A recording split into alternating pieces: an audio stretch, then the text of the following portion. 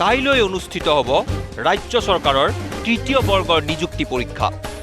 ৩,০০০ পদৰ বাবে এই পৰীক্ষালৈ সাজু হৈছে ৰাজ্যৰ 11,23,204 গৰাকী পৰীক্ষাৰ্থী।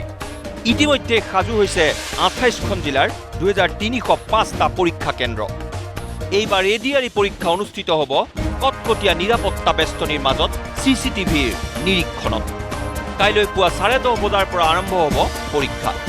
কিন্তু তাৰ বাবে পৰীক্ষাৰ্থীসকলে 2 ঘণ্টাৰ পূৰ্বেই প্ৰৱেশ কৰিব লাগিব পৰীক্ষা কেন্দ্ৰত। প্ৰশ্ন কাকতত থাকিব 150টা প্ৰশ্ন, সময় 3 ঘণ্টা আৰু ভুল উত্তৰৰ বাবে থাকিব নিগেটিভ মাৰ্কিঙৰ ব্যৱস্থা। কিন্তু এই পৰীক্ষা অনুষ্ঠিত কৰাৰ সময়ত কেতবোৰ কঠোৰ নিয়মাৱলী বান্ধি দিছে চৰকাৰে। পৰীক্ষা কেন্দ্ৰৰ 100 মিটাৰৰ ভিতৰত কোনো লোকেই প্ৰৱেশ কৰিব নোৱাৰিব। পৰীক্ষাৰ্থীয়ে এডমিটৰ লগত নিব পাৰিব নীলা বা ক'লা চিয়াহীৰ বলপেন। মোবাইল ফোনকে ধৰি সকলোবোৰ ইলেক্ট্ৰনিক ডিভাইচৰ প্ৰৱেশ নিষিদ্ধ পৰীক্ষা কেন্দ্ৰত। পৰীক্ষাত অসৎ উপায় অৱলম্বন কৰা সকলৰ বিৰুদ্ধে কঠোৰ হ'ব প্ৰশাসন। সৰ্বোচ্চ 10 বছৰ পৰ্যন্ত জেল আৰু সৰ্বোচ্চ 10 কোটি টকালৈ হ'ব পাৰে জৰিমনা। ৰাজ্যৰ ভিন্ন প্ৰান্তত দেওবাৰে বহে সাপ্তাহিক বজাৰ, কিন্তু পৰীক্ষা কেন্দ্ৰৰ সমীপৰ দেওবৰীয়া বজাৰসমূহ কাইলৈ বন্ধ থাকিব। এই দৃশ্য নলবাৰীৰ বৰনদীৰ বৰঢুলীয়া হৰেন্দাছে বৰনদীৰ সাপ্তাহিক বজাৰ বন্ধৰ বতৰা এইদৰেই বৰঢোল কোবাই ৰাইজক দিছে। আৰু এইকাৰণে বাজিছোঁ যে ৰবিবাৰৰ বজাৰখন শনিবাৰে হ'ব লাগিব।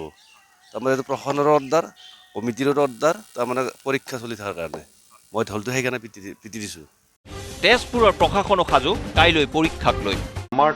আমাৰ কেণ্ডিডেট হৈছে 61,706। এইখিনি পৰীক্ষাৰ্থী 61,000 পৰীক্ষাৰ্থী আমাৰ ইয়াত পৰীক্ষা দিবলৈ আহিব। আৰু তাৰে বাবে আমি চেণ্টাৰ চিলেক্ট কৰিছোঁ 155টা গোটেই জিলাখনত।